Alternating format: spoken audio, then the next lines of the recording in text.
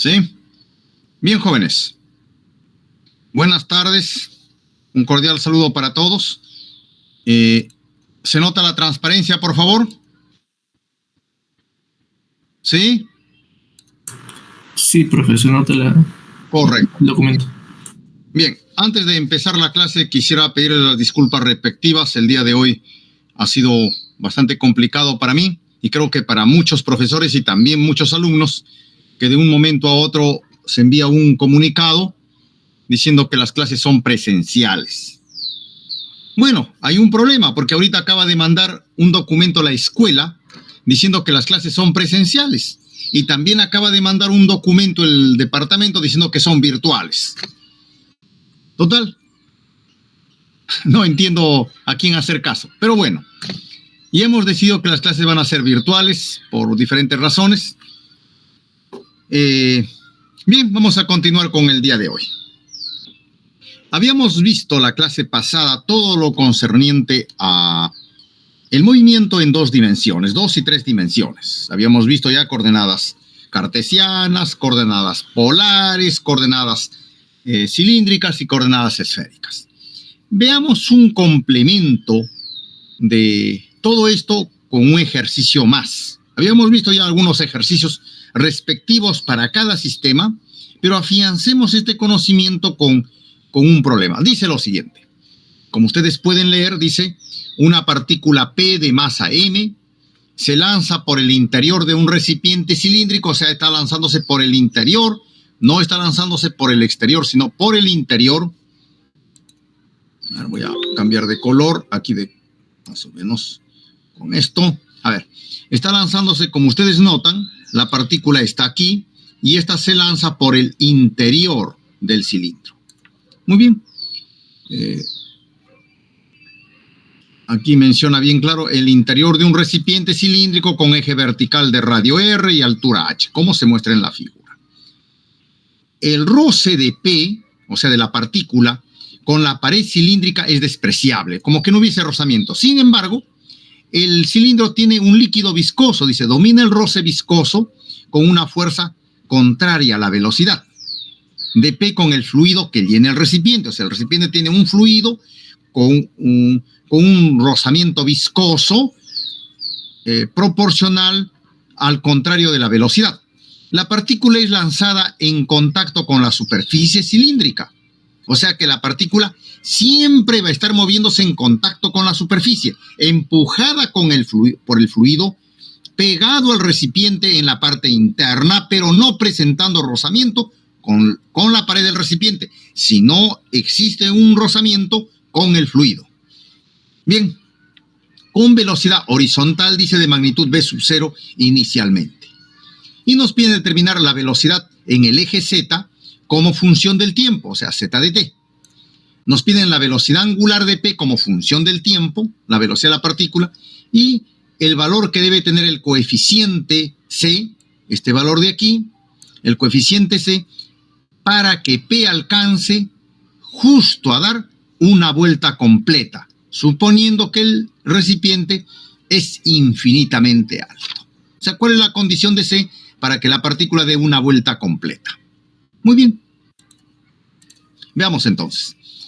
Yo voy a elegir un sistema de referencia adecuado. Como es un cilindro, escojo coordenadas cilíndricas. Y escojo en este punto, voy a escoger aquí mi sistema cartesiano aquí, el cual está regido con coordenadas cilíndricas. Entonces aquí z va a ser 0. En este punto z va a ser 0, ¿cierto? Por eso aquí coloco en el cual z se anula, ¿no es cierto? Aquí en el fondo del recipiente. Ahí escojo mi sistema de referencia. Bien, con esto el vector posición inicialmente está dado por esto, ¿no es cierto? Oh, cielos, disculpen. Con esto el vector posición está dado por esta expresión. Entonces, a partir de aquí, yo voy a escoger un vector posición, ¿no es cierto? Por ejemplo, en este punto. En este punto, entonces, estará aquí el vector ρ unitario y el vector z hacia arriba. Ahora, me gustaría saber por qué no he escogido el ángulo. O sea, ¿por qué R lo coloco en función de ρ y K, en dirección Z, pero no escojo el valor del ángulo aquí, ¿no es cierto? ¿Alguien me podría decir por qué no he escogido el valor del ángulo phi? O teta, como se dice ahí.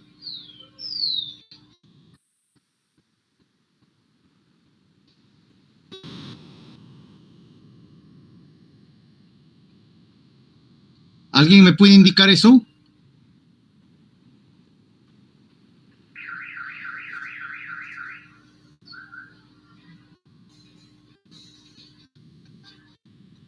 Tiene que ver con la simetría del problema.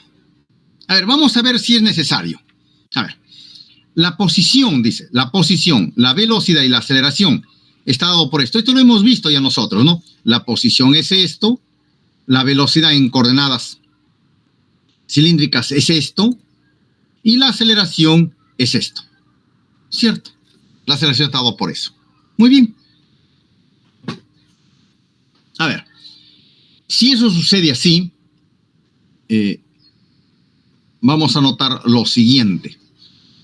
El problema es que no hemos escogido eso porque como hay una simetría, por ejemplo, para este ángulo y para este ángulo, por ejemplo, la velocidad está aquí, en este punto la velocidad va a ser v sub 0. Al otro lado. Entonces, por la simetría, estos se anulan, ¿no es cierto? Entonces, como que del ángulo no depende directamente, podemos colocarlo, al final se va a anular, ¿no? Ustedes pueden colocar el ángulo también y al final se anula. Eso no implica, ¿no? Yo lo he hecho de esta manera mucho más rápido porque utilizando la simetría, pero ustedes también pueden colocar el ángulo aquí, ¿no? La coordenada angular y no hay ningún problema. Bueno, como en los casos anteriores que hemos visto, tenemos ya la aceleración en rho, aquí tenemos en teta y aquí tenemos en z. ¿No es cierto? Aquí aparece ya la coordenada directamente ya en teta, como habíamos previsto, ¿no? Eso aparece porque al derivar estos términos, debe aparecer esta coordenada, ¿no? Eso aparece directamente, ¿no? Y noten ustedes que aquí aparece ya en la aceleración, aparecen las 3 coordenadas. Bueno, hay diferentes formas de manejar un problema como esto, ¿no?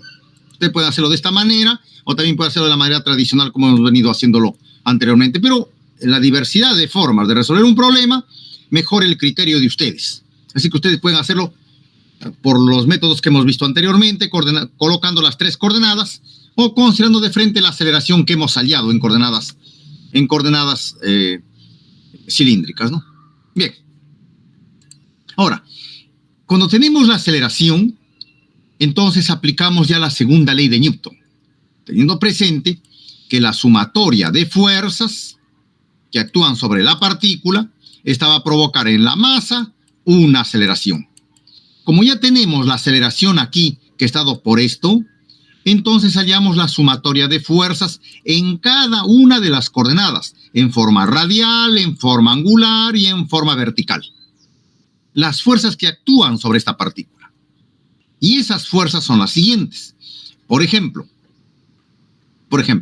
tenemos que hay una fuerza que ejerce la normal, ¿no es cierto? Aquí, si la partícula dice que se mueve pegada a la superficie del cilindro, entonces va a haber una fuerza aquí, normal, ¿cierto? Perpendicular aquí a la superficie del cilindro. Una fuerza normal. Ya tenemos una fuerza allí en dirección normal. Eso ya lo reconoceremos cuál es. Esta fuerza en dirección normal, noten ustedes que está contrario a la coordenada radial. Aquí en esta dirección está la coordenada rho vector. Entonces la normal lleva dirección opuesta al vector normal, al vector unitario normal, por lo tanto debe ser negativo, como figura aquí. Luego vamos a ver otro tipo de fuerza. ¿Cuál otra fuerza está actuando allí? Otra fuerza que está actuando, noten ustedes, va a ser una fuerza en dirección a la velocidad. ¿Qué fuerza aparece en dirección de la velocidad? Está aquí.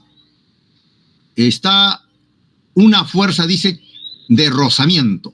Esta fuerza de rozamiento o la fuerza de viscosidad es la que se opone a la velocidad. Si la velocidad está aquí, entonces esa fuerza se va a oponer hacia aquí.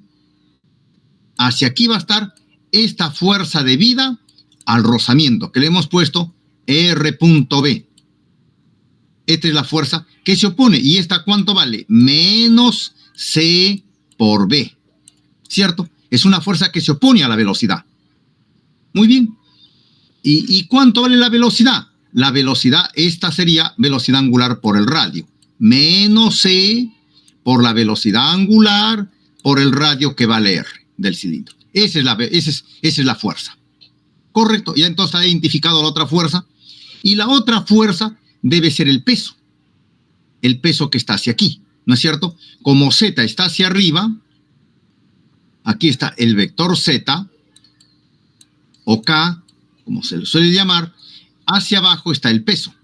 Entonces el peso está hacia abajo. Y este vendría a ser mg. Muy bien, entonces establecemos aquí nuestras ecuaciones. En dirección radial es esto. Masa por este valor, masa que es por menos R, teta punto, menos R, teta punto al cuadrado. Esto va a ser en dirección normal. Porque esa es la componente normal de la velocidad. Ahí está. La aceleración tiene como componente normal R teta punto. R teta punto por la masa, con el signo menos, me da ¿qué cosa? La aceleración en dirección radial. Y en dirección radial tenemos la normal, con su signo negativo porque se opone al vector unitario ρ. Ya está la primera. La segunda es en dirección de teta punto, teta vector. Ese es el vector teta punto, o sea, es tangencial. Es tangencial. ¿Y tangencial quién está? La fuerza que corresponde ¿a quién? Al rozamiento del fluido. Entonces, esa es la que está aquí. Noten ustedes esto que está aquí. Eso es tangencial. R2 puntos. R2 puntos por la masa me da la fuerza tangencial. ¿Y esa cuál es? Menos C por R teta punto. Menos C, está aquí, menos C por la velocidad angular que es teta punto por R. Ahí está. Y la otra que es la vertical, que vendría a ser masa, ¿no es cierto? Por, aquí sería la masa por la aceleración en Z es menos el peso. Pero aquí también la partícula se mueve hacia arriba o hacia abajo. Si se mueve la partícula ahí, está moviéndose dentro de ¿quién? Dentro del fluido. Por lo tanto, aquí también debe haber hacia abajo una fuerza de rozamiento del fluido, que debe ser menos C por la velocidad en esa dirección. La velocidad en esa dirección, Z punto.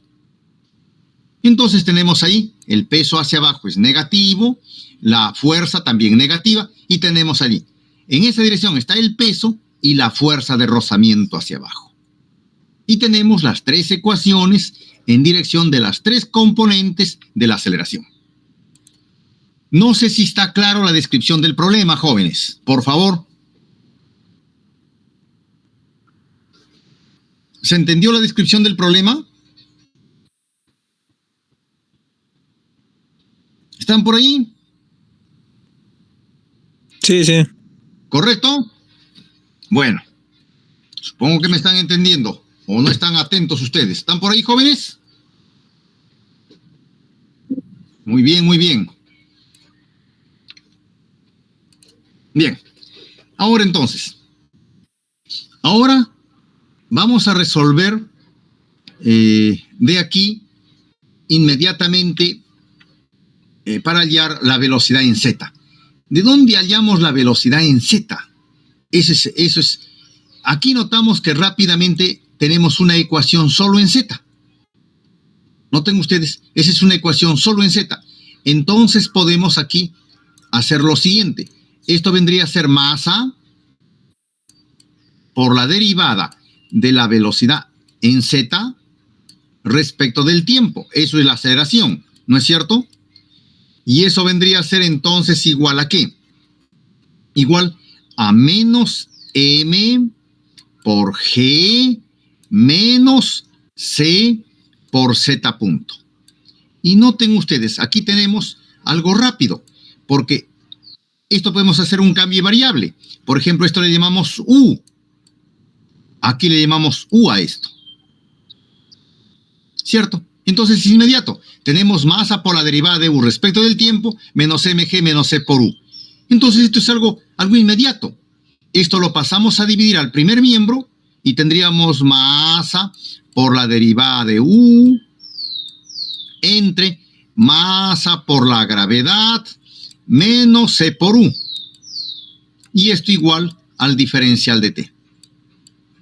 Integramos aquí y el problema está resuelto. Una vez que hallamos U a qué es igual? A Z punto.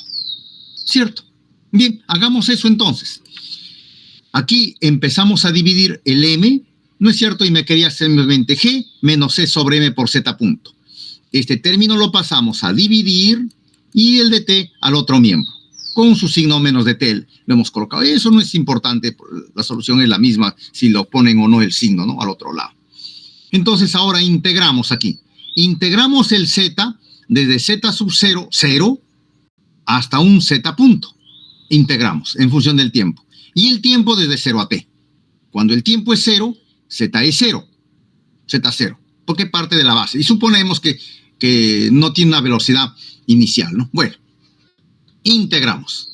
Al integrar esto, me da esta expresión para Z punto. Bueno, la integral es inmediata, ¿no? Es inmediato. Y tenemos Z punto. Una vez que tenemos Z punto, debemos recordar que este Z punto es la derivada de Z respecto del tiempo. Entonces, integramos. Al integrar esto es pues inmediato. Noten ustedes que este término que está aquí no tiene Z. Entonces, tiene el tiempo, se integra inmediatamente. Y del otro lado, tenemos el diferencial de Z, que es una integral inmediata. Bien, procedemos a la integración así, tal como les he explicado. Esto es derivada de Z respecto del tiempo, eso pasa aquí al otro miembro y nos queda integrar esto. Integramos, ¿no es cierto? Aquí, cuando el tiempo es 0, podemos decir que Z sub 0 es H, o también ¿no? Cuando el tiempo es 0, el Z sub 0 vamos a llamarle H, hasta un Z cualquiera. O también podemos hacer desde un Z cualquiera hasta H. Eso es como parte de arriba, ¿no es cierto? Parte de arriba, como parte desde aquí, entonces todo hacia abajo es Z. Y este Z es H. Porque la partícula en forma vertical parte de arriba y de arriba está dirigiéndose hacia abajo. Entonces, cuando el tiempo es 0, respecto al sistema de referencia, que era aquí, la partícula se encuentra a una altura H. Respecto al sistema de referencia, por eso que se coloca H primero.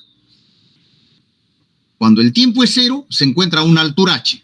Y para un tiempo T cualquiera, se encuentra en una posición Z de T. Bien, hacemos la integración y obtenemos una expresión como esta, que acomodándolo adecuadamente, toma esta forma. ¿Cierto? Y ya hallamos Z de T. ¿Cierto? Pero no nos piden eso. Al inicio nos piden la velocidad en Z. Ya, está contestada la primera parte. La velocidad en Z. No sé si quedó clara la solución allí, jóvenes. ¿Sí? ¿Se entiende la solución? Sí, sí. Correcto, correcto. Muy bien. Pasemos a la parte B. En la parte B nos piden la velocidad angular de la partícula como función del tiempo. La velocidad angular. Bueno, eso es bastante sencillo porque podemos partir de aquí. Partimos de esta ecuación, que es una ecuación similar a la ecuación anterior. Tenemos aquí la segunda derivada de teta y tenemos teta punto. Entonces lo mismo. Aquí tendríamos entonces que la derivada de teta punto respecto del tiempo, ¿a qué es igual? Es igual a menos C sobre M por teta punto. ¿Cierto? Y esta es una integral inmediata, pues. Es inmediato, es integral. Ahí no nos hacemos problemas. Y lo que hacemos aquí, ¿no es cierto? Empezamos entonces derivamos este término, ¿no? Que es inmediato. Noten ustedes, derivamos inmediatamente. Derivada de teta entre teta, pasamos a dividir menos C sobre M por diferencial de T. Ahora, aquí, cuando el tiempo es 0, Cuando el tiempo es cero, integramos desde B sub 0 sobre R. Bueno, ese es un término, ¿no? Cuando t es hasta teta punto. Recordemos que cuando teta es cero, la partícula está aquí, parte de aquí, ¿no es cierto? Parte de aquí. Entonces, nosotros debemos recordar allí lo siguiente, que cuando el tiempo es cero, la partícula parte desde ese punto con una velocidad v sub 0, es decir, aquí la partícula tiene una velocidad v sub 0, ¿cierto? Y la partícula se está moviendo aquí con una cierta velocidad angular. Pero esta velocidad, nosotros sabemos que es igual, que la tangencial es velocidad angular por el radio. Y esta velocidad angular es teta punto por el radio, ¿cierto? Entonces de aquí podemos despejar nosotros ese término teta punto.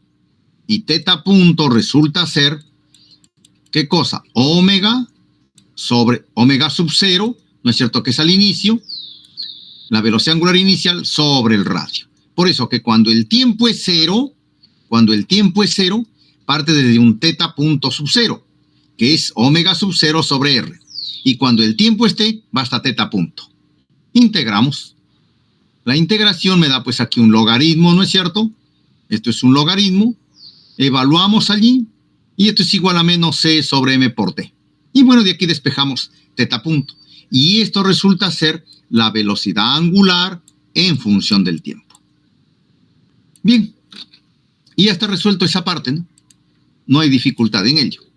La otra pregunta es, ¿qué valor debe tener la constante c para que la esferita, el cuerpo de la partícula P, dé una vuelta completa?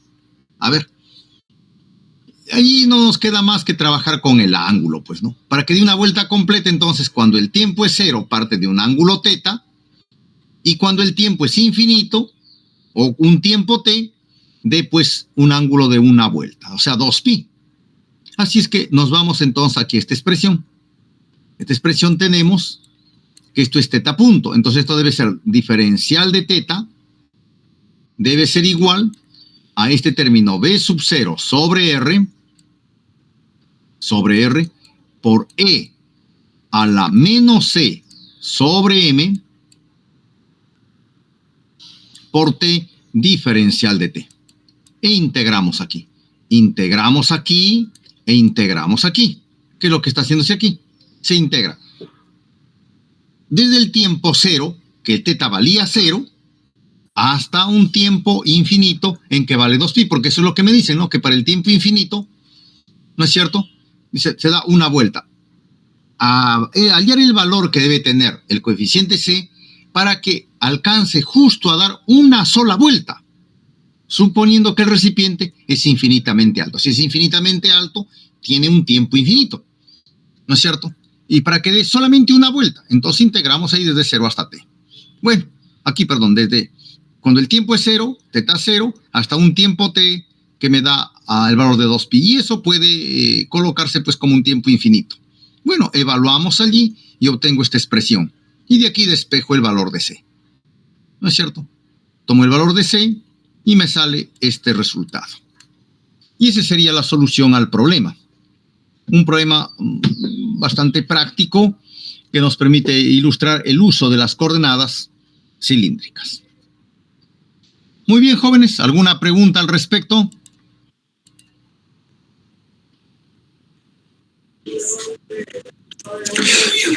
Profe, ¿de qué libro es el problema? ¿O dónde encuentro más problemas así? Bueno, voy a colocarles allí en el Goldstein hay este tipo de problemas. Esto lo he sacado, a ver, esto debe estar en el Marion, creo, del Marion. Mecánica de sistemas. Es dinámica de sistemas, ¿no? El libro de Marion. Dinámica de Marion. Sí, ¿Sí hay uno de Marion, hay otro, esperen, el otro libro. Se me fue el nombre. Hay otro. Es un español. Lo tengo aquí. A ver. ¿Dónde está el libro? Se me fue el nombre. ¿Dónde tengo ese libro? A ver, un ratito.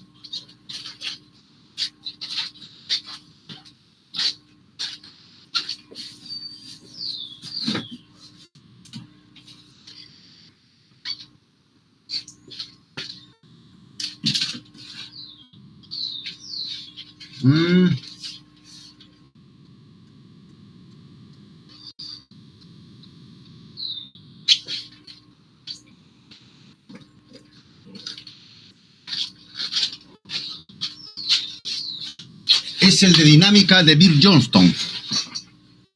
El de dinámica de Bill Johnston. ¿Sí? El de dinámica de Bill Johnston. El de dinámica de Bill Johnston. Ahí pueden encontrar una serie de problemas, ¿no?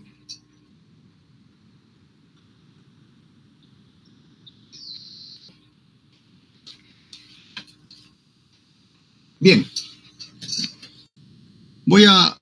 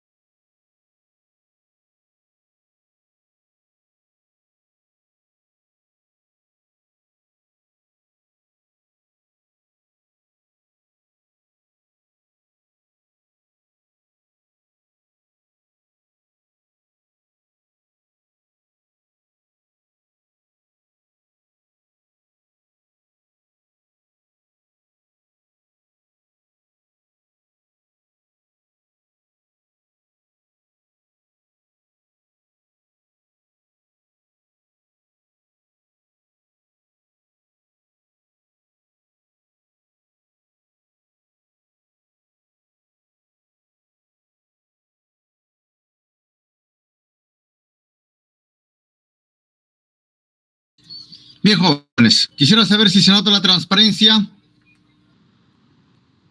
Sí, profesor. Sí, correcto. Muy bien. Vamos a ver entonces. Vamos a continuar. Vamos a ver finalmente las componentes de la aceleración. Vamos a ver cuáles son las componentes aquí. Vamos a estudiar este caso. Bien. Tenemos las componentes de la aceleración. Vamos a ver una velocidad como esta, que está en una dirección E tangencial. Tenemos aquí una curva, un sistema X y Z. Tomamos aquí un punto P, y tenemos una trayectoria como las que ustedes pueden ver. La trayectoria resulta ser esta, ¿cierto? Bien, ahí tomamos un punto y un vector tangencial y un vector normal a la trayectoria. Entonces tenemos ahí un vector tangencial, E sub t, y un vector E sub n normal. Este vector E normal nos conduce a un radio. Y suponemos que aquí en este punto está pues el radio de curvatura para ese punto. Entonces, este vendría a ser el radio de curvatura. Rho vendría a ser el radio de curvatura y está en la dirección de la normal. La normal estamos colocando hacia el centro, ¿cierto? Bien. Entonces vamos a describir de la siguiente manera. La aceleración resulta ser la derivada de la velocidad respecto del tiempo. Esta velocidad lleva siempre la dirección tangencial, ¿no es cierto? Es la aceleración. Entonces, en esa dirección vamos a colocarle, como ustedes notan aquí, esta velocidad tenemos que escribirla así. V por E vector tangencial.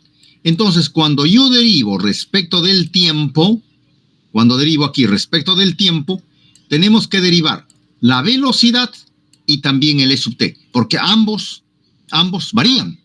Entonces tenemos que hacer V punto por la derivada, V punto por E de t, ¿no es cierto? Y luego hacemos más B por la derivada de E punto, que viene a ser E punto de t. Eso vendría a ser, ¿cierto? Que es lo que se está colocando aquí, porque ambos términos varían. Muy bien. Entonces, ahora podemos esto expresarlo en términos de una distancia recorrida. Muy bien. Y consideramos que toda esta es una distancia recorrida, o es una longitud de trayectoria, que vamos a llamarle delta de S, o S simplemente a esto. S. ¿No? Que una variación en S lo aproximamos en el límite al diferencial de S. Esto evidentemente debe ser una curva. S, por ejemplo, en función del tiempo, esto puede ser, por ejemplo, por decir, t cubo más t. Por ejemplo, no es un vector, no es una cantidad vectorial, sino es la curva paramétrica que describe la partícula. Es una curva paramétrica. Entonces, vamos a escribirlo así. Esta velocidad, ¿no es cierto?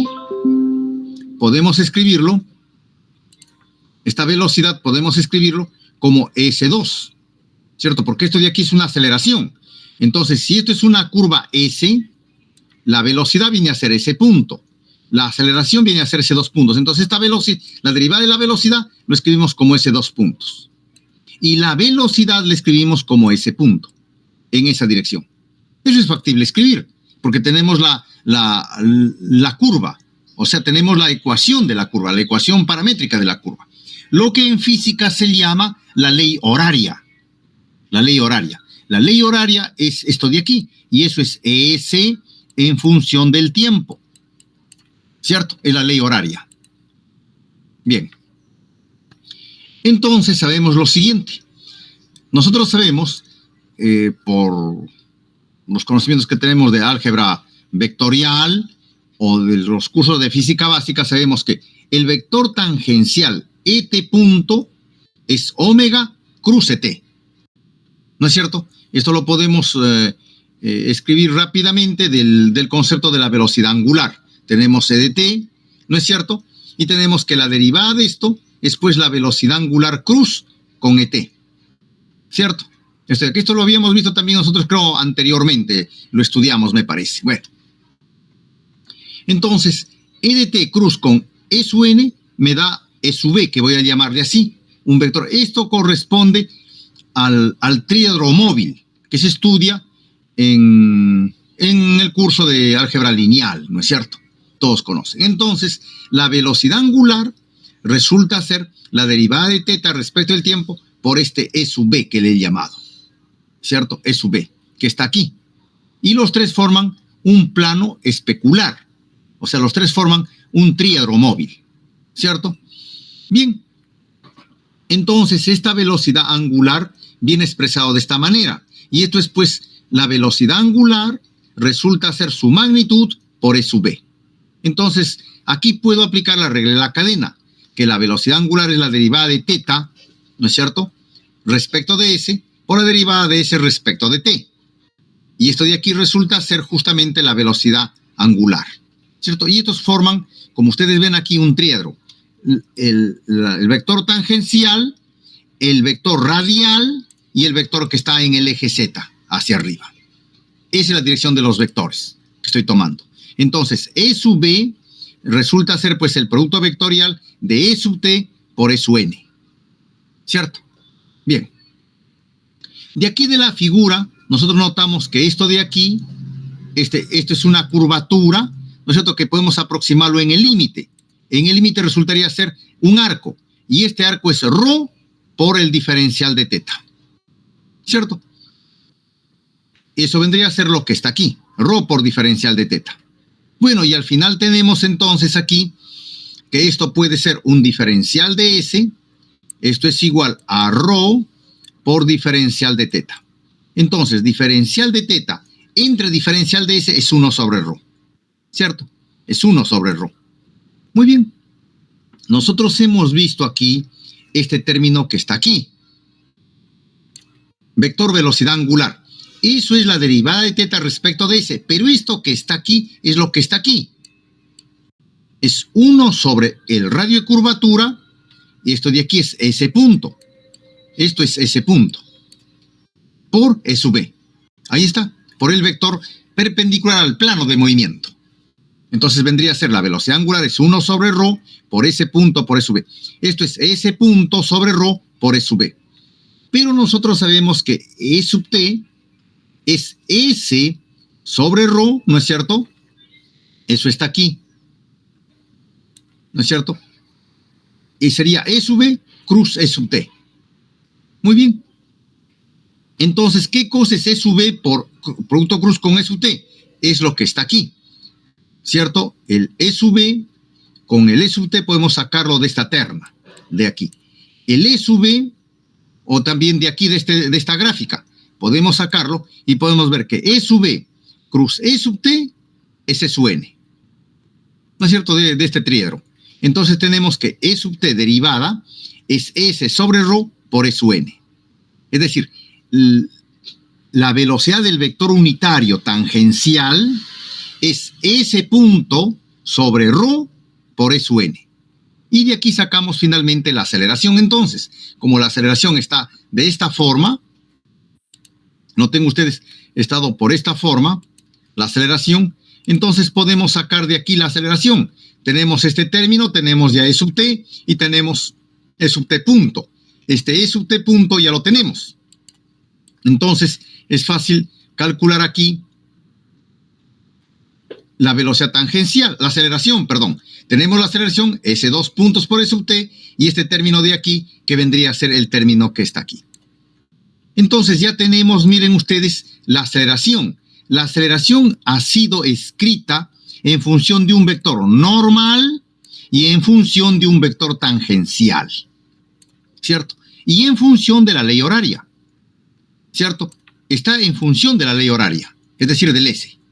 El S es la ecuación de la trayectoria, o sea, la ecuación de la curva paramétrica, en otras palabras. Está parametrizado esa curva en función de un tiempo. Y no es un vector, esa es la ley horaria. S de t, como les digo, puede ser, por ejemplo, de esta forma. Puede ser, por ejemplo, seno de omega por t.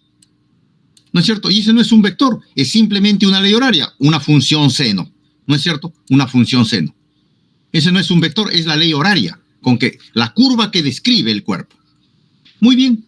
La velocidad, entonces, podemos escribirlo como la derivada de respecto del tiempo, y esto lo podemos escribir como la derivada de S respecto del tiempo por E sub t. Y la aceleración, entonces, resultaría ser la segunda derivada respecto del tiempo. Y esto podemos aquí derivar. Derivamos este término que varía y este término también que varía. Y tenemos así. La segunda derivada, entonces, en S por E sub t, más la derivada de S respecto de por E sub t. ¿No es cierto? Pero la derivada de E sub t es lo que está aquí. Esto es la derivada de E sub t. Recordando que esto de aquí es igual a 1 sobre ρ por la derivada de S respecto del tiempo, ¿cierto? Por E sub n versor o vector unitario. Entonces, este término de aquí, ¿no es cierto? Ese término de allí, con este de aquí, cuando derivamos, sale al cuadrado. Eso es lo que está aquí. Es lo que está aquí.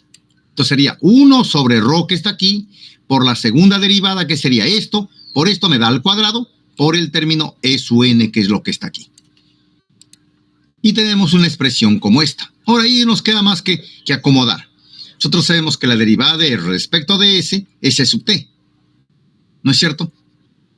Y aquí podemos hallar la segunda derivada. Esto sería la derivada de E sub t, ¿no es cierto?, respecto de S. Porque estamos derivando respecto de S aquí. Derivamos aquí respecto de S y derivamos aquí también respecto de S. Derivada respecto de S. Muy bien. Y nos queda esto. Pero este término de aquí, que es la derivada de E sub t, del vector unitario E sub t, es S punto sobre ρ por E sub n. Entonces, eso podemos reemplazar aquí. Este término que está aquí es lo que está aquí, ¿cierto? Y podemos entonces reemplazar esto aquí, porque aquí podemos hacerle la cadena. Aquí podemos hacer la derivada de esto respecto del tiempo, derivada de E sub t respecto del tiempo, ¿no es cierto?, por la derivada del tiempo respecto de S. Y esto podemos escribirlo como la derivada de E sub t respecto del tiempo por 1 sobre la derivada de S respecto de t.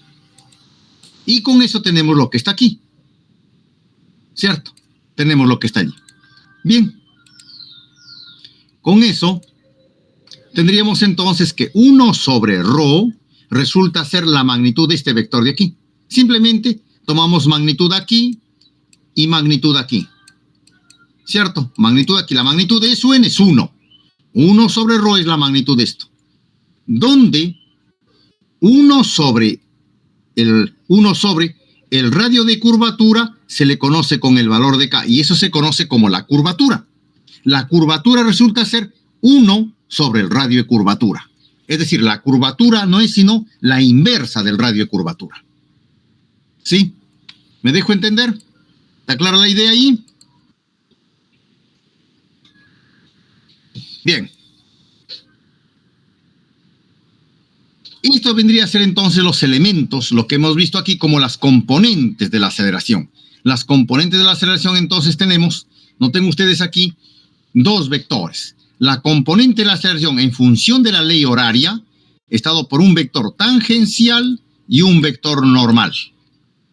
Un vector tangencial y un vector normal. Eso se establecen las componentes de la aceleración. Bien. No sé si está claro. ¿Habrá alguna pregunta, jóvenes?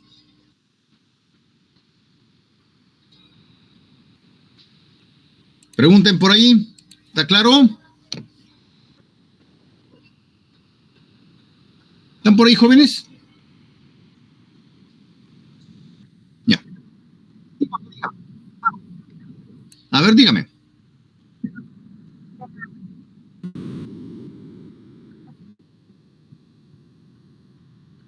Aquí, de aquí hacia aquí. Ya, a ver. Vamos a ver, aquí tenemos la velocidad, ¿cierto? Aquí está la velocidad. Esto es la velocidad. Entonces, yo para tomar la aceleración derivo esto. Hago así. La aceleración entonces debe ser la derivada de la velocidad respecto del tiempo. ¿Correcto? Respecto del tiempo. Muy bien, igual. Aquí debo entender que varía el S, va variando en el tiempo, porque el S es una función del tiempo. Y el EDT también va cambiando, porque si la curva es así, esta es una curva que es, la ley horaria es función del tiempo. Y en cada punto el vector unitario, que es E sub t, va cambiando también continuamente. Este va cambiando de dirección continuamente en el tiempo. Entonces ambos varían.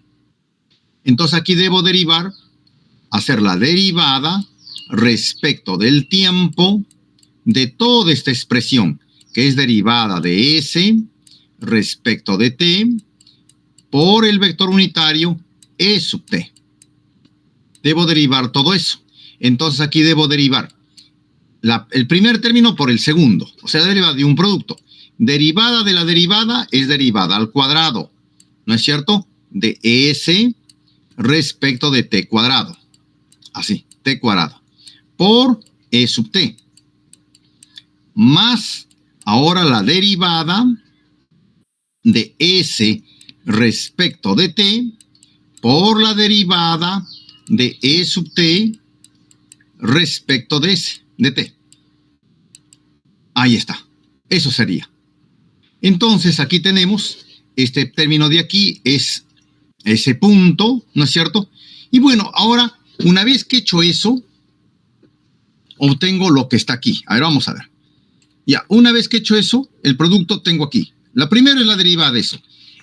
Esto de aquí, noten ustedes, ha resultado de ser la derivada de S respecto de t. Por el E sub t. Por el E sub t. ¿Cierto? Es eso. Eso es esta parte de aquí. Esta parte de aquí es pues la de segunda derivada de S por E de t. Ahora nos vamos a ver qué cosa es E de t. E de t debe estar por aquí. E de t, aquí está. E de t, a ver, E de t punto Este es EDT punto, ¿no? Así. La derivada de EDT me parece que es esto. Sí, porque estamos derivando el término de aquí, lo estamos derivando. Hemos derivado el segundo por esto, es lo que está aquí. Más esto de aquí por la derivada de EDT. La derivada de EDT es lo que está aquí y eso tenemos que buscar en función de su n. ¿Eso dónde está? Por aquí me parece que lo hemos calculado. Aquí está. Aquí está. EDT en función de su n. Entonces, esto reemplazamos aquí. Y tendríamos así, a ver. Ya la primera parte es algo sencillo. La segunda parte sería la derivada de S respecto de T, ¿a qué es igual?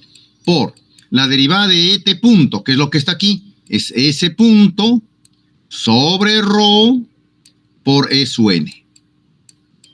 Este S punto es la derivada de S respecto de T. Entonces tendríamos 1 sobre ρ, que está aquí el ρ, 1 sobre ρ, por derivada de S, por derivada de S aquí, esto me da la derivada de S respecto de T al cuadrado, por E su n, que es lo que está aquí, E su n. Así. Y tenemos el segundo término. ¿Cierto? Que es lo que está aquí. No sé si quedó clara la idea, señorita. A usted por la pregunta. ¿Alguien más que tenga alguna duda? ¿Nadie? Bueno, veamos un ejercicio que complemente esto. A ver. Determinar el radio de curvatura, ρ, de una curva en el espacio que es una hélice de radio R y paso 2pi por p. ¿Cómo se muestra? El paso es la distancia entre dos hélices, entre dos, digamos, curvas. Por ejemplo, tenemos aquí la hélice así. Entonces, la distancia entre dos puntos simétricos de la hélice, esto resulta ser el paso. Esto resulta ser 2 veces pi por p, donde p es una constante. Eso resulta ser el paso de una hélice. Muy bien, ¿cómo se muestra?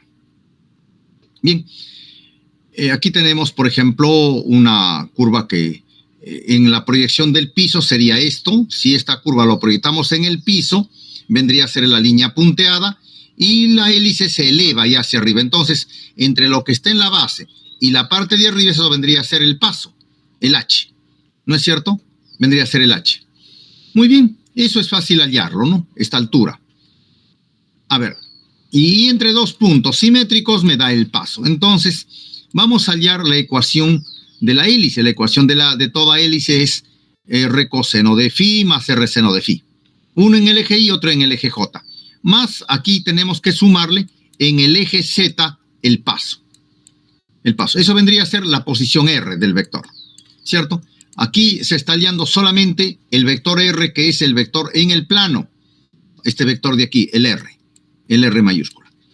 A este R hay que sumarle la parte vertical, por eso el vector posición es el vector en el plano, que es R, más el H vertical, que me da en coordenadas cilíndricas.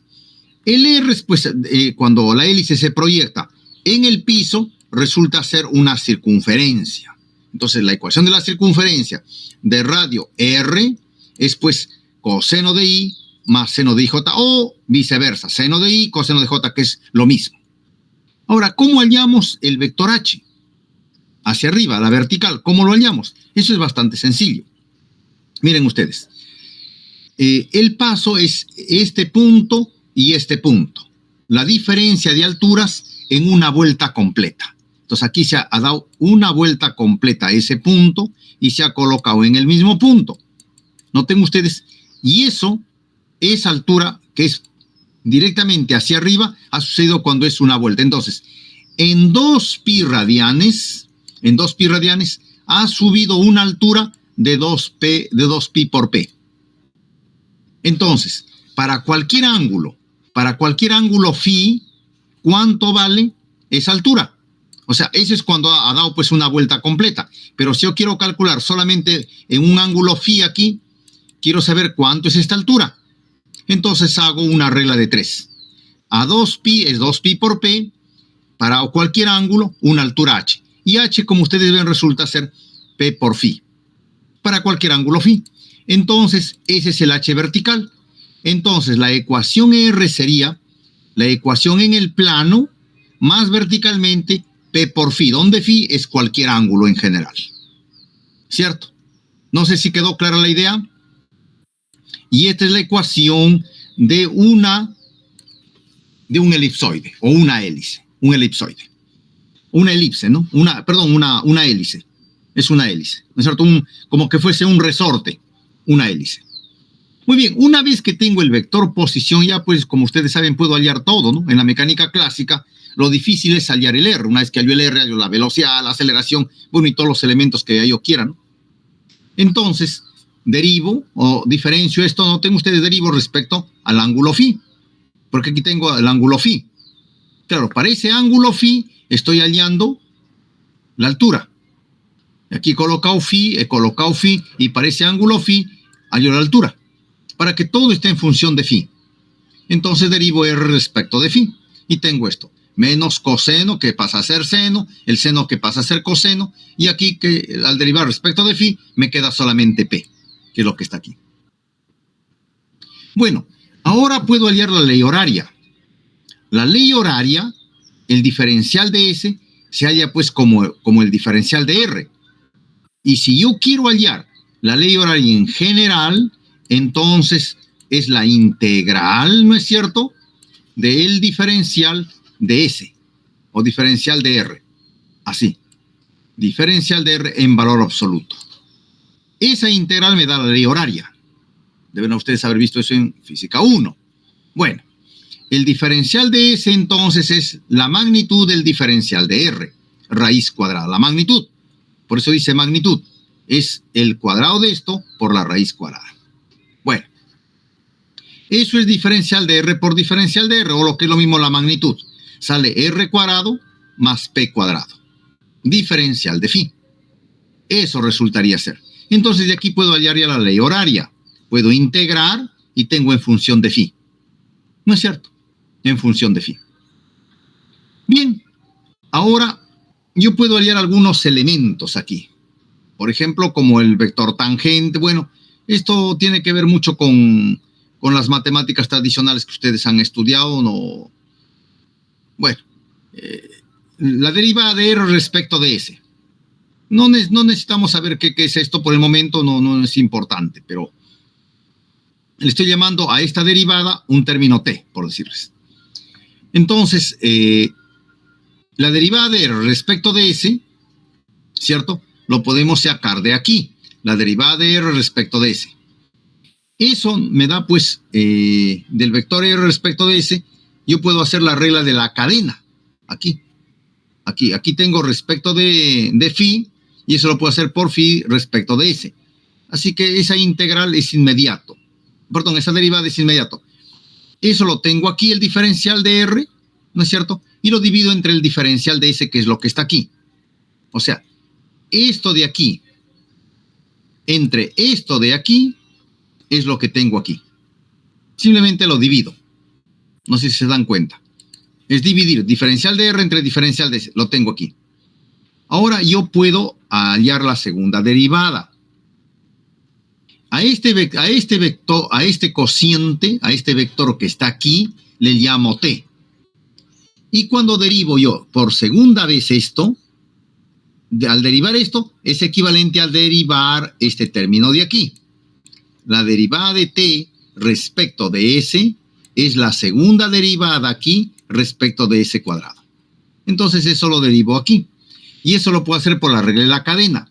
Derivada de T respecto de phi por la derivada de phi respecto de S. ¿Cierto? Entonces tendría estos dos términos. Y esto de aquí lo puedo bajar pues hacia abajo, ¿no? De esta forma. Esto se puede acomodar la regla de la cadena de esta manera, ¿no? Bueno, la derivada de T respecto de phi es bastante sencillo, puesto que aquí tengo T y aquí tengo en función de S. ¿Cierto? Esto lo puedo encontrar rápidamente. Tengo la derivada, tengo T y tengo el ángulo phi. Entonces derivo. El derivar eso es bastante sencillo, puesto que sería menos R coseno de phi menos R seno de phi, y aquí se anula porque aquí no hay el ángulo. Muy bien, y ya está la primera parte. Y la derivada de S respecto de phi, eso es bastante elemental. ¿Por qué lo tengo aquí? Aquí está el diferencial de S y aquí está diferencial de phi. Lo paso a dividir simplemente eso, y esto que está aquí sería la derivada de S respecto de phi, que es lo que está aquí. ¿Cierto? Que eso es raíz, ¿no? Como está aquí. Bueno, ya está entonces eso, ¿cierto? Ya tendría ese término. Muy bien. Ahora, con eso, yo puedo hallar lo siguiente. Me voy aquí a la teoría y recuerdo esto, que 1 sobre el radio de curvatura o la curvatura es la magnitud de esos dos vectores, de ese cociente, delta de R, S cuadrado. Como eso lo tengo aquí, entonces 1 sobre ρ es la magnitud de todo este vector. La magnitud de eso. Simplemente hallo la magnitud de esto. Y esto se puede escribir de esa manera o simplemente hallar, pues, ¿no? R cuadrado menos R cuadrado me da R entre este término de aquí. Y ya está. Eso vendría a ser entonces el radio de curvatura. Esto es lo que necesitamos o lo que nos piden, ¿no? El radio de curvatura. Creo que eso es lo que me están determinando el radio de curvatura. Eso es lo que me piden aquí en el problema. Y ya hallamos el radio de curvatura. Noten ustedes, ese es el radio de curvatura de una hélice. Ahora, eso también se puede hallar haciendo uso de las matemáticas, ¿no? O por la teoría que hemos hecho anteriormente. Por ejemplo, también podemos hacer que la velocidad cruza aceleración. Esto es la velocidad cruza aceleración. La velocidad está en dirección tangencial, el otro está en dirección normal. Entonces tomamos la magnitud y la magnitud resulta ser esto. La derivada de S respecto a t al cubo entre 1 sobre el radio de curvatura. Bien, y como esta derivada es la magnitud de esta derivada, entonces 1 sobre el radio de curvatura resulta ser este término. Que resulta ser, miren ustedes, lo que está aquí, que se estudia en el cálculo vectorial. 1 sobre el radio de curvatura es R punto, cruz R2 puntos, entre R punto al cubo. Es decir, si yo tengo este término de aquí, ya el problema está resuelto para el radio de curvatura. El radio de curvatura de esto, de esa curva, es simplemente esto. Derivar R punto, aquí debo derivar 1 sobre el radio de curvatura, esto debe ser R punto, cruz R2 puntos, entre R punto al cubo. ¿Cierto? Y eso me da esa expresión, ¿no? Y esto en magnitud, perdón, aquí faltó la magnitud. Y con eso tengo el radio de curvatura. Y esto viene a ser la curvatura acá, que se estudió. O sea, basta que tenga esto, ya tengo todos los elementos. Puedo hallar la aceleración, la velocidad y la curvatura. Bien. Eso era el problema. Revisan ustedes en casa con más paciencia y ya pueden ustedes allí tener una mejor visión de las componentes de la aceleración. ¿Cierto? Bien. Pasemos entonces a la teoría. Vamos a entrar a un tema que realmente tal vez es el meollo de la mecánica clásica, que es la teoría de fuerza central. La teoría de fuerza central requiere de algunas leyes de conservación, que tenemos que hacer un preámbulo, que es el momento angular y la energía. ¿No? El momento angular, momento lineal y el momento angular y la energía son 3 teoremas fundamentales de la mecánica clásica. Especialmente para estudiar el momento lineal o momento angular requerimos del momento lineal. Entonces, con esto estudiamos la conservación del momento angular y eso nos conlleva a la teoría de la fuerza central, que todo lo que hemos estudiado en realidad es para estudiar el problema de la fuerza central. El problema de la fuerza central es el meollo de la mecánica clásica newtoniana, puesto que esa nos explica por qué el átomo es estable, por qué el átomo de un punto de vista clásico, evidentemente, no cuántico, y también nos explica por qué los planetas alrededor del Sol tienen cierta estabilidad debido a la fuerza central. Bien, veamos entonces aquí el teorema del momento lineal y de la energía. Esto lo hemos visto ya anteriormente, pero vamos a hacer un repaso, un preámbulo para refrescar la memoria y puedan ustedes estar con los conceptos claros cuando hagamos fuerza central. Vamos a usar primero la ley de Newton. Masa por aceleración me da la fuerza, ¿cierto?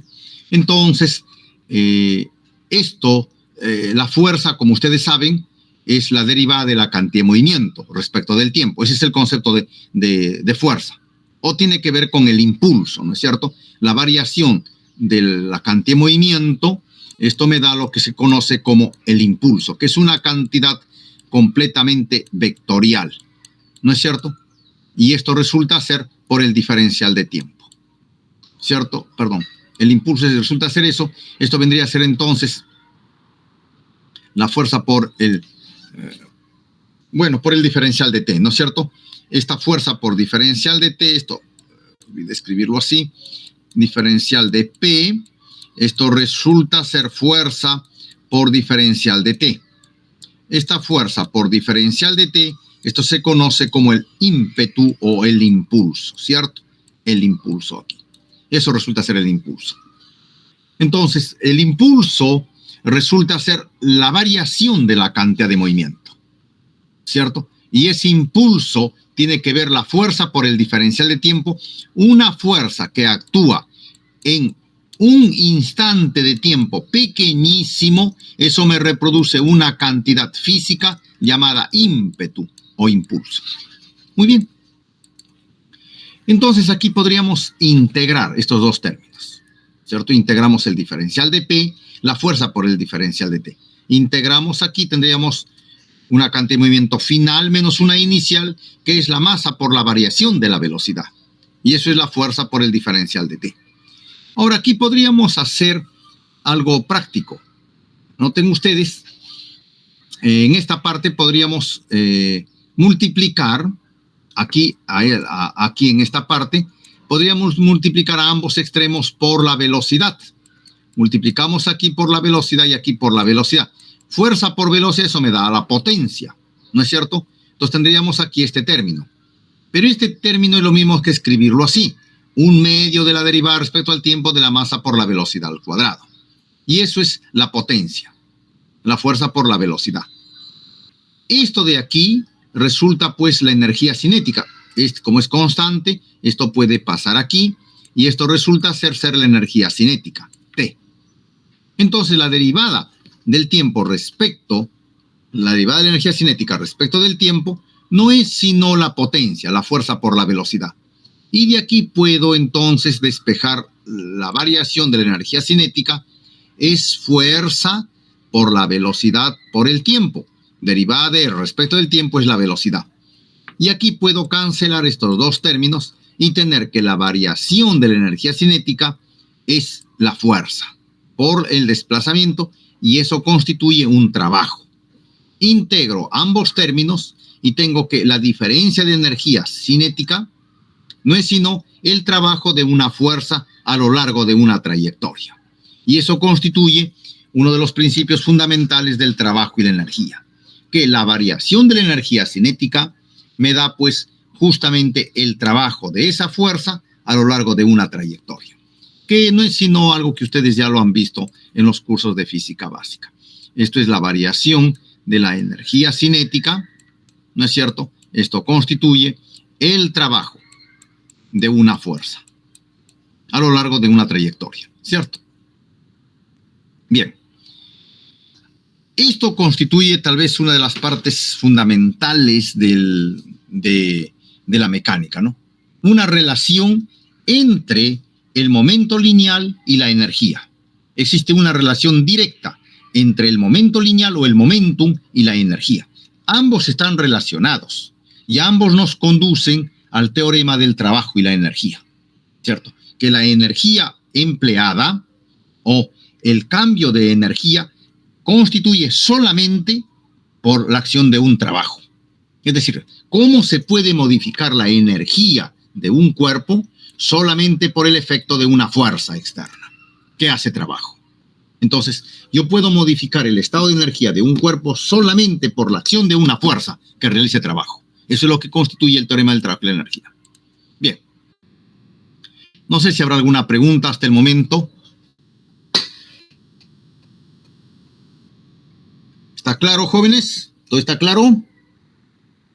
Bien. Veamos el caso del momento angular.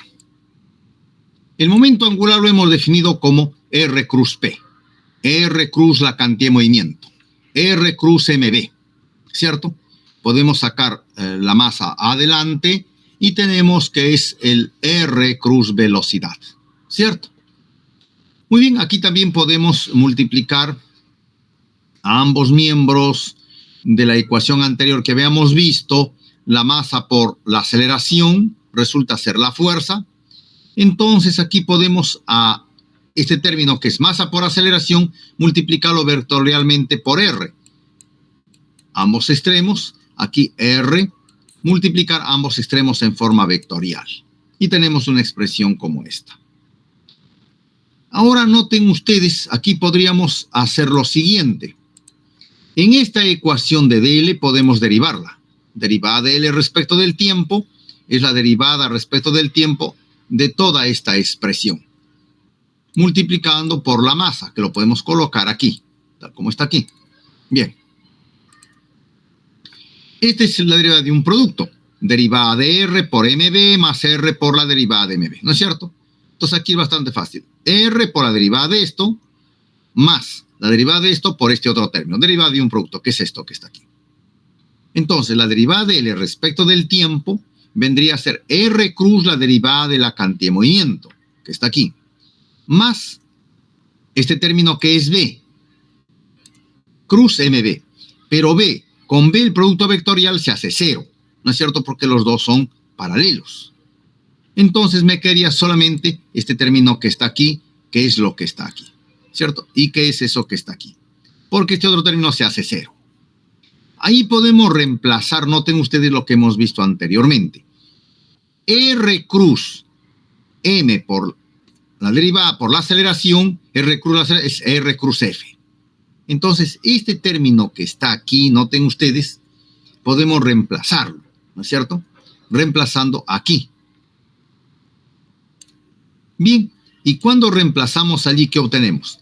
La derivada de L respecto del tiempo es R cruz F, ¿cierto? R cruz F, lo que está aquí. Claro, porque eso que está aquí, está la derivada respecto de L respecto del tiempo, es esto que está aquí. ¿Sí? Y eso que está aquí, noten ustedes, es esto que está aquí. Y eso que está aquí es lo que está aquí. R cruz F. Bien, entonces la derivada de L respecto del tiempo es R cruz F. Y esto, como ustedes ven, es el torque. No es la normal, sino este es el torque. Torque o momento. El torque o momento. Resultaría ser esto, ¿cierto? El torque o momento. Entonces, esto se conserva cuando no hay torque externo. Cuando el torque externo es cero, entonces la derivada de L respecto del tiempo se conserva. Entonces el momento se conserva, el momento angular se conserva. De aquí despejamos el de L. Integramos. Variación del momento angular resultaría ser igual entonces a la integral del torque por el diferencial de tiempo. Este es otro de las ecuaciones fundamentales, ¿no es cierto? Que la variación del momento angular está regido por la variación del torque cuando este torque cambia en el tiempo. Si el torque cambia en el tiempo, entonces produce una variación del momento angular. Es decir, ¿cómo se puede variar el momento angular? El momento angular se varía solamente cuando un torque externo actúa en el sistema. Cuando el torque, la existencia de un torque externo, genera una variación del momento angular. Y en el otro caso es cómo se modifica la energía de un cuerpo solamente por la acción de una fuerza externa. Entonces, una fuerza externa modifica la energía cinética de un cuerpo. Un torque externo modifica el momento angular que tiene un cuerpo. ¿Cierto? Este se refiere a la traslación. No olviden, una fuerza modifica la traslación de un cuerpo. Es decir, cambia su energía cinética, modifica la traslación. Un torque modifica la rotación de un cuerpo. El torque modifica la rotación del cuerpo, produciendo una variación en su momento angular. Si el torque es nulo, entonces el momento angular se conserva. Bien, no sé si quedó claro, jóvenes, allí. ¿Sí? Bueno. Esta parte de aquí lo voy a obviar, puesto que ya lo hemos estudiado esa parte. Eso lo vimos ya anteriormente. No voy a incidir en eso. En el texto lo colocan, pero esto ya está hecho, el movimiento de un cuerpo sobre una fuerza de gravedad. Eso lo hemos visto ya anteriormente, ¿no? Hemos visto eso. Bien. Ahora veamos el movimiento producido por una fuerza central. Es decir, ¿qué entendemos aquí? Este es un preámbulo antes de que veamos la fuerza central en sí. Entonces, por ejemplo, la fuerza central es cuando yo tengo un cuerpo que se mueve en una trayectoria, pero esta fuerza actúa siempre en una sola dirección. Por ejemplo, digamos que la dirección en la que está el centro de esa curvatura está aquí. Entonces, la partícula se mueve en este punto y en este punto actúa también en esa dirección la fuerza. La fuerza siempre apunta en una misma dirección. Tenemos aquí el cuerpo y en esta posición el cuerpo nuevamente tiene una fuerza que actúa en esa misma dirección. Es decir, siempre va a estar actuando en una misma dirección. Siempre. Aquí nuevamente el cuerpo apunta en esa misma dirección. Esa es una fuerza central. Una fuerza que en cualquier posición siempre actúa en un mismo punto. Todas las fuerzas en diferentes posiciones convergen en un único punto, en el centro de curvatura. Eso se conoce como una fuerza central. Bien. Entonces, una fuerza central es una fuerza conservativa. Si es una fuerza conservativa, solo es función de R, para que sea conservativo. No puede ser función de la velocidad, ni puede ser función del tiempo, porque las fuerzas que dependen de la velocidad y del tiempo no son conservativas, son disipativas. Por lo tanto, la fuerza central, al depender solo de la posición R, es una fuerza completamente conservativa. ¿Me dejo entender? ¿Está claro, jóvenes? Bien. Cuyas direcciones pasan siempre por un punto fijo, o sea, convergen siempre a un punto fijo. En coordenadas esféricas podemos escribir así, que la fuerza resulta ser una fuerza que depende de R en una dirección siempre normal. Es decir, tengo aquí una normal que puedo indicarlo que sea así, en esa o en otra dirección, la normal. Entonces aquí va a haber siempre una fuerza en esa dirección. Una fuerza que depende siempre de R. Entonces esa fuerza va a ser fuerza normal, una fuerza que depende en R por R vector sobre R. Eso es. Entonces es una fuerza inversamente proporcional al vector posición, a la magnitud del vector posición. Bien, ¿qué vendría a ser esto? Ahora, en coordenadas cartesianas es fácil calcularlo. Este R en forma general pues es x cuadrado y cuadrado z cuadrado. Entonces la componente en x será la fuerza en R respecto de x. A ver, de repente aquí hay algo que no está captándose la idea. A ver. Fuerza en coordenadas cartesianas vendría a ser así. La fuerza en R sobre la magnitud. ¿De acuerdo? Que es R. R. Y aquí viene a ser el vector unitario. ¿No es cierto? O de repente quieren... Aquí viene a ser el vector unitario, ¿no es cierto? Por el vector unitario que viene a ser R vector. Entre R. Entonces esto vendría a ser F de R sobre R. Y aquí vendría a ser X en el eje Y más Y en el eje J más Z en el eje K. ¿Cierto? De esta manera. Entonces vendría a ser la fuerza X sobre R por F de R, que es lo que está aquí. La componente en Y vendría a ser Y por F de R sobre R. La componente en Z, Z por F de R sobre R. ¿Cierto? Vendría a ser eso. Muy bien. Ahora, nosotros podemos decir lo siguiente. Si es una fuerza conservativa, si F depende solo de R, entonces es una fuerza conservativa. Esta es conservativa. Es una fuerza conservativa. Y si es conservativa, entonces su rotacional debe ser cero. Es una fuerza conservativa. Entonces esta propiedad debe permanecer por ser conservativa. Muy bien. Esa es otra de las características de la fuerza central, que su rotacional es nulo. Muy bien. Entonces, si nosotros tenemos aquí que el diferencial de R, o sea, de un vector posición R como este, el R va hacia el centro, es la normal por el diferencial de R, ¿no es cierto? Aquí tomamos un diferencial de R en magnitud de R y eso le damos una característica vectorial multiplicándolo por el vector normal.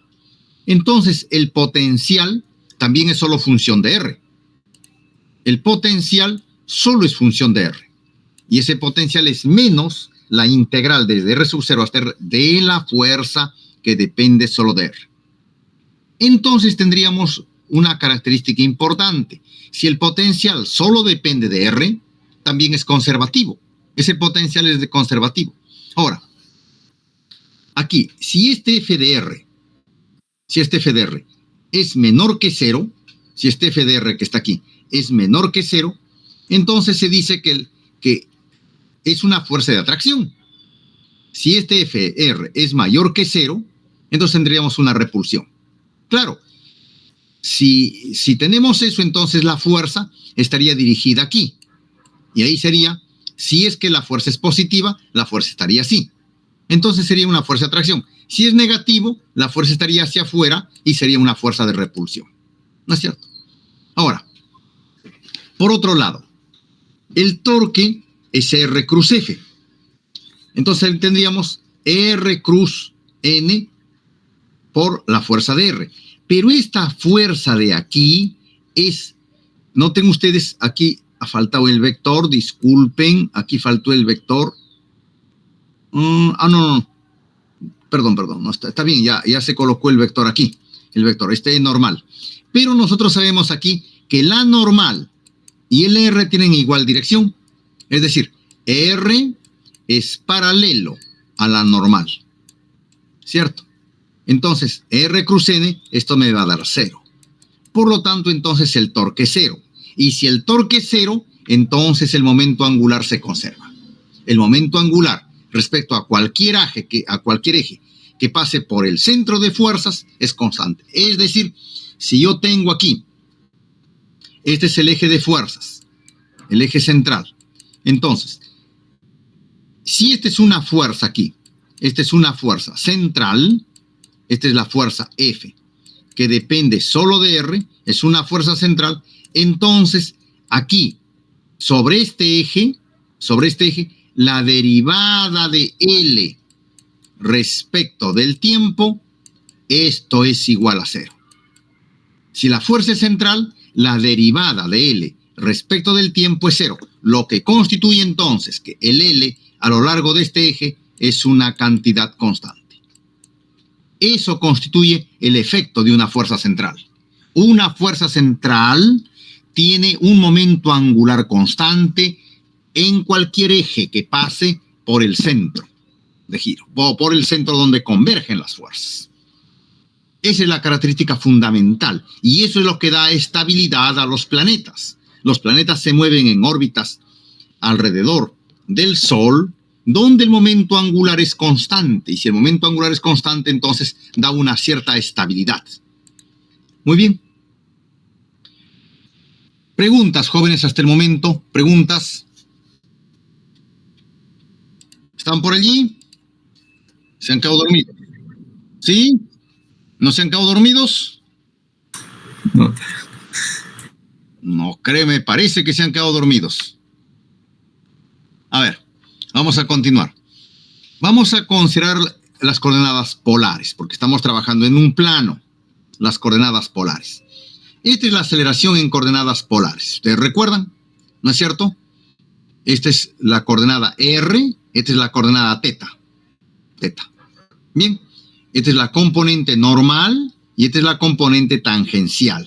Esto habíamos dicho que es la aceleración, esto es la aceleración tangencial, esta es la aceleración normal, esta es la, en dirección de R, la aceleración normal, esto es la aceleración tangencial y esto habíamos visto que es la aceleración de Coriolis, ¿no es cierto? Bien, entonces, la aceleración en dirección de R, o sea, tenemos aquí la curva, aquí está la partícula, aquí digamos que está el centro de la trayectoria. Entonces habíamos visto que la normal lo habíamos colocado aquí, o también puede ser en otra dirección.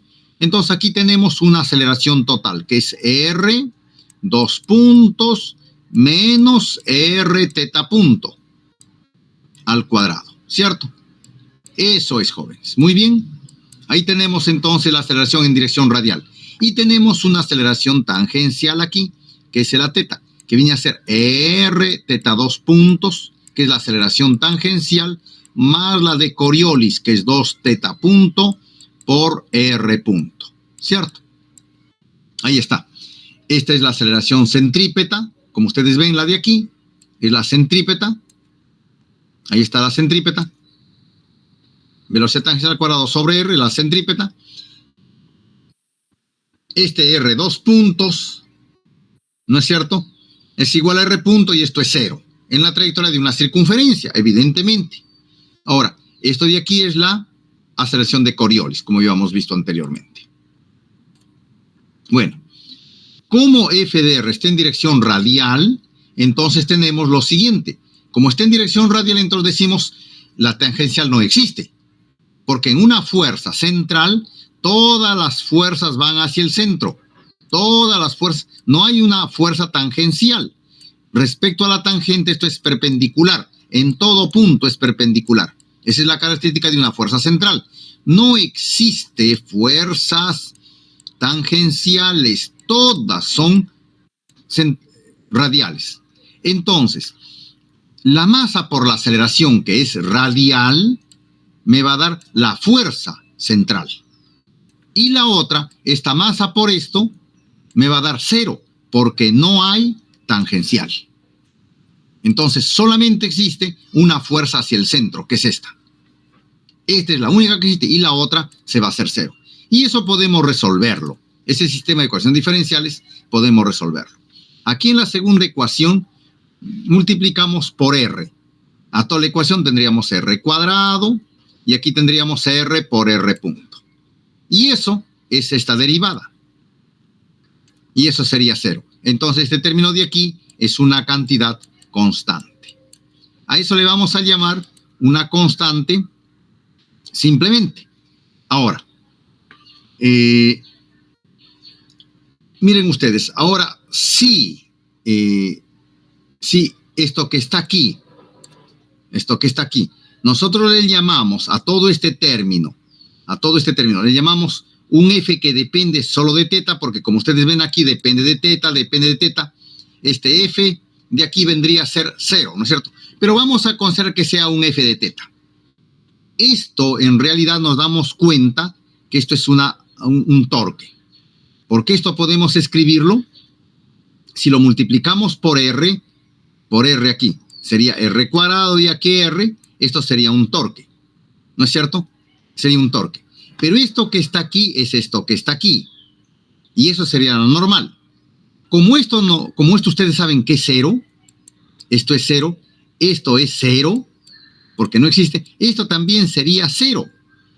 Entonces encontramos que esto de aquí, como esto es la normal, nosotros sabemos que la derivada de L respecto del tiempo, eso es la normal. Entonces, esta normal debe ser la derivada de L respecto del tiempo. Y eso debe ser esto. Y notamos entonces que eso debe ser L. Y eso debe ser N. Pero esto de aquí es la derivada de este término. Entonces, eso es L. Y L debe ser aquí constante, entonces. Eso debe ser constante porque la derivada de L respecto del tiempo debe ser 0. Entonces encontramos pues es este. ¿Y dónde? Ese vector L es esto que está aquí. Porque esto de aquí, todo esto de aquí, es la derivada de esto de aquí. Noten ustedes.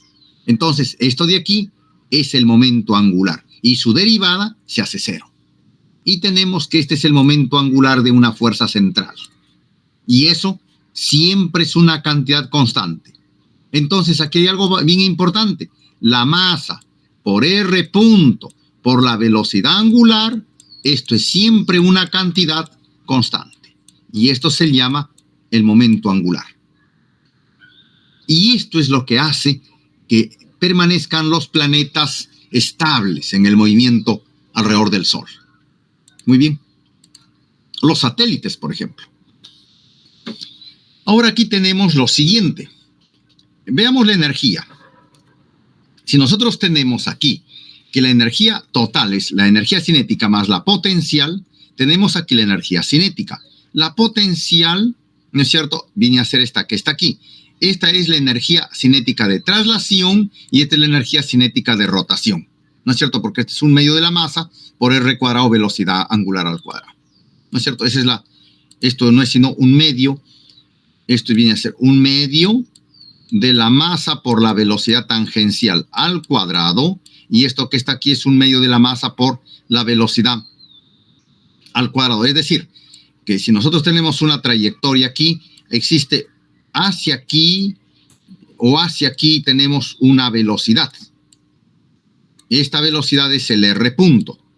El R punto. Pero a su vez tenemos aquí una velocidad tangencial. Una velocidad tangencial. La componente de las dos me da la velocidad total que tiene la partícula.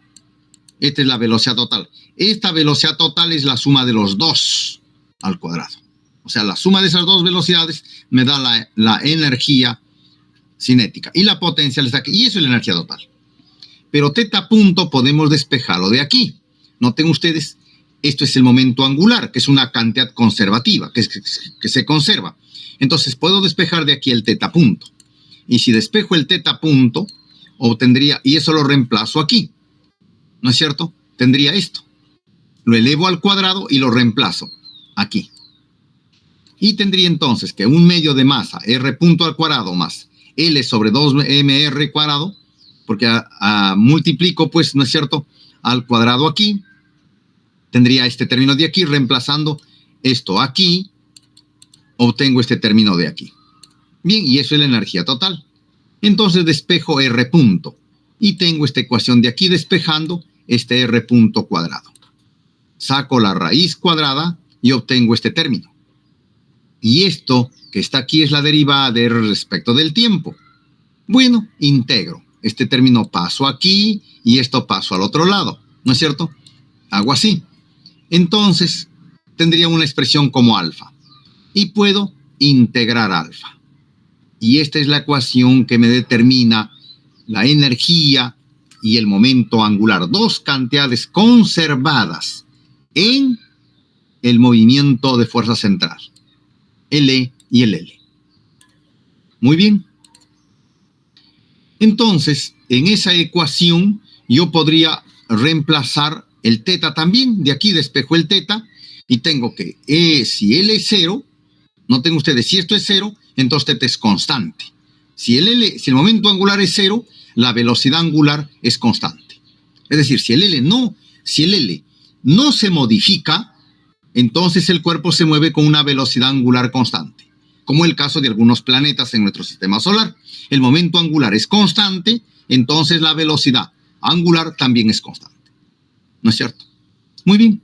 Entonces podemos reemplazar en esta ecuación anterior este término teta punto. Podemos reemplazarlo aquí, en esta ecuación que está aquí, en esta de aquí. Muy bien. Y cuando reemplazamos allí, obtenemos una expresión como esta. Y esta se conoce como la fuerza ficticia. Una fuerza ficticia. Y con ello podemos calcular el potencial de esa fuerza ficticia. ¿Cierto? Integramos aquí y tenemos esto.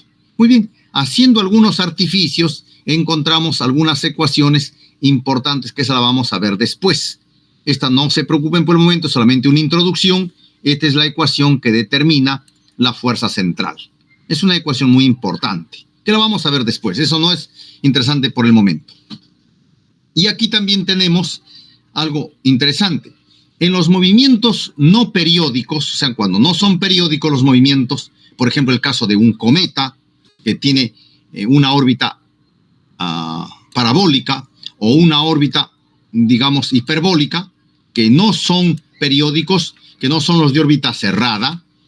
En un movimiento periódico, bueno, ahí tenemos que en los movimientos no periódicos tenemos que sus radios son infinitos y su velocidad angular tiende siempre a cero. Ahora, en un movimiento periódico la partícula se mueve en órbitas cerradas, siempre como el caso de una elipse. El periodo de movimiento orbital está relacionado con el área de la órbita. Entonces lo que se tiene ahí es que este vector, por ejemplo, se mueve, ¿no es cierto? Aquí está la partícula y la partícula se mueve de una posición a otra, entonces este vector se va moviendo y describe un diferencial de superficie aquí, entre estos dos puntos. Describe un diferencial de superficie. Este diferencial de superficie, como ustedes ven, no es sino la superficie de un sector circular. Y esa es la definición, ¿no?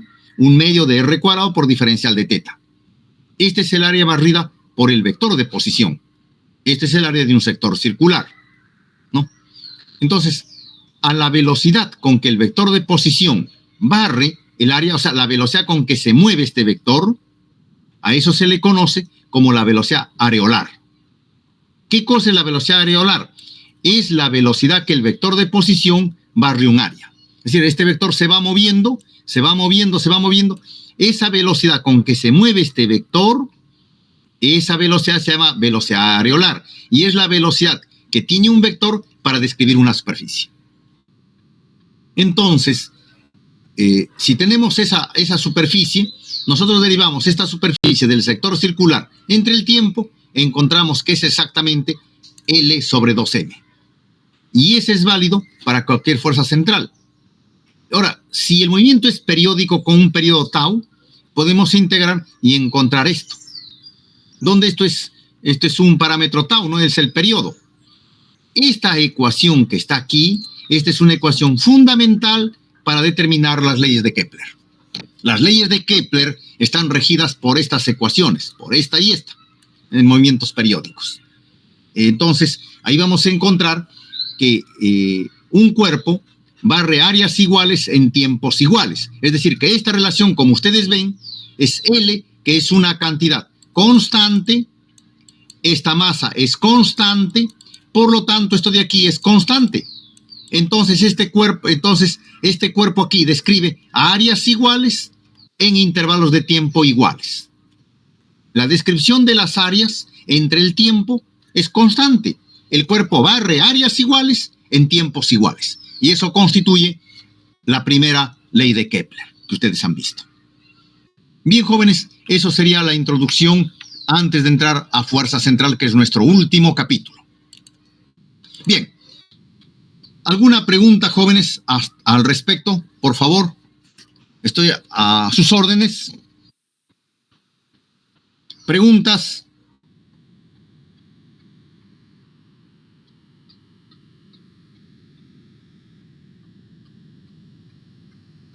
¿Jóvenes? ¿Están por ahí?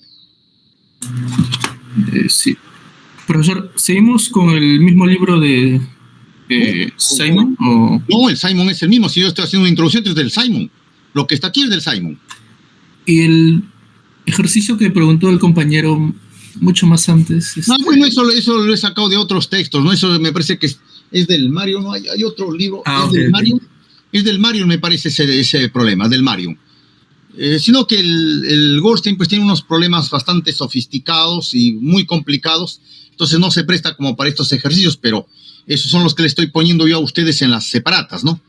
Pero ese es solamente para que vean una aplicación de esto y no hay problema por eso, ¿no? Ahora, si requieren problemas, se les puedo mandar, pero ahí pues en el internet ahora hay cualquier cantidad de problemas, ¿no? Hay libros rusos que se han especializado en este tipo de problemas, está el Marion, bueno, hay diferentes libros, ¿no? Hay muchos libros para este tipo de problemas. Hay, por ejemplo, el Mercesky, que es un libro de problemas de mecánica teórica, y así hay una serie de libros, ¿no? De mecánica.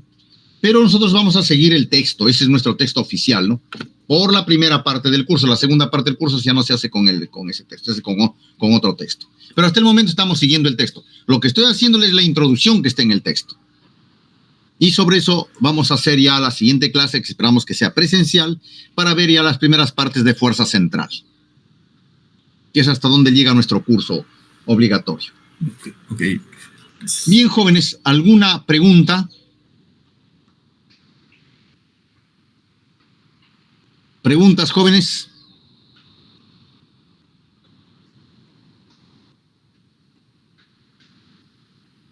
¿Ninguna?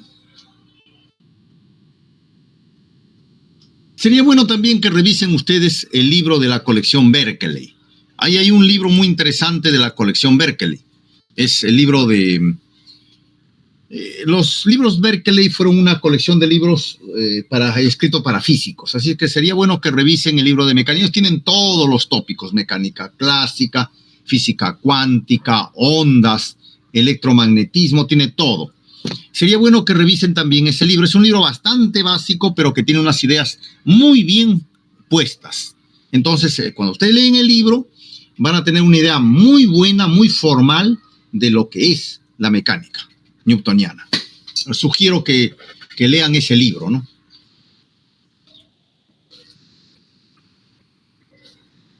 Jóvenes, ¿habrá preguntas al respecto? ¿Cómo se llamaba, profe? ¿Becker? El libro ruso, Mersesky. Mersesky. Sí, ahí lo voy a escribir aquí, me parece que es así. Mersesky. Me parece que es así el libro, Mersesky. Es un libro ruso que tiene problemas de mecánica. Lo tengo de repente les coloco el libro, lo tengo en formato electrónico el libro. También lo venden el libro en físico, ¿no? De eso hay una cantidad de libros, pues, de mecánica clásica. La mecánica newtoniana es una ciencia que ha sido estudiada durante muchos años. Y bueno, pues ese ya es una mecánica que está muy bien estudiada, ¿no?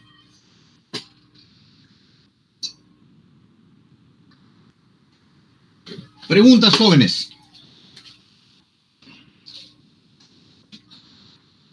Profe, ¿ya revisó las prácticas o el parcial? El parcial lo he revisado. No he puesto notas todavía. Lo he revisado, estoy leyéndolo con paciencia. Bueno, encuentro algunos problemitas ahí en el parcial. En la práctica es discutible, ¿no? Pero en el parcial sí he encontrado algunos problemitas. Creo que ustedes no han llevado muy bien un curso de ecuaciones diferenciales, ¿ah? Porque hay algunas ecuaciones diferenciales que ustedes lo resuelven de una manera bastante curiosa, como que fuera álgebra tradicional, y no es así, ¿ah?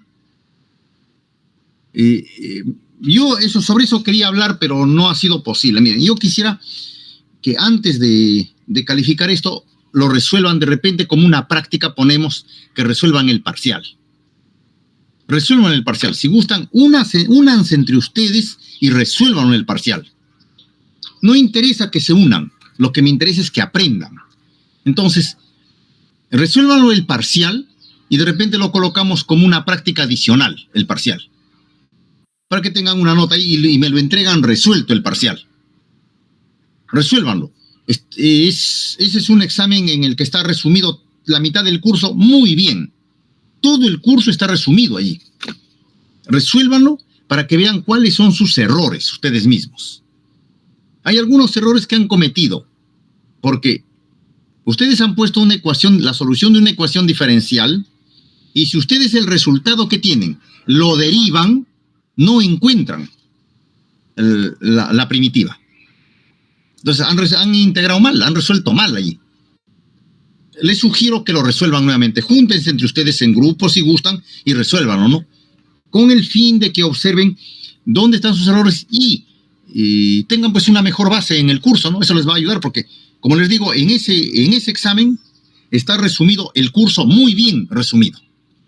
Muy bien resumido. Si lo resuelven eso, tienen la mitad del curso muy bien resumido el curso. Eso les sugiero. Pero la nota no es problema.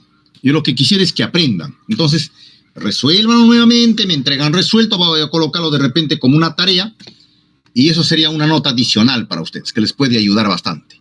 Luego con el objetivo de que aprendan eso. No, mañana no me va a ser posible estar en la universidad. Mañana yo estoy saliendo de por aquí. Estaré de retorno el día lunes en la tarde, aquí a Lima. Entonces, no me va a ser posible. Lamentablemente tengo algunas otras... pero sí pueden comunicarse por el WhatsApp, no hay ningún problema. Por el WhatsApp pueden comunicarse en cualquier momento. Yo voy a estar saliendo mañana temprano fuera de aquí y estoy de retorno para acá más o menos el lunes de repente el lunes sí es posible que de repente al mediodía esté por la facultad. Así que me alcance el tiempo, sí de repente puedo ir directamente a la facultad el día lunes. El día martes estoy allá presente ya. El día lunes sí puedo estar en la universidad, en la facultad. Sin duda alguna, el día lunes. Pero si hay alguna necesidad pueden comunicarse conmigo o escribirme. Con toda confianza estoy a sus órdenes. Ya. Está bien, profesor, gracias. Gracias por las recomendaciones. Sí, ok. Bien, jóvenes, entonces, si no hay más preámbulos, entonces, bueno, dejaríamos aquí nuestra clase y no me queda más que agradecerles y pedirles disculpas respectivas por esta situación, ¿no? Hay un problema aquí. Acaban de mandar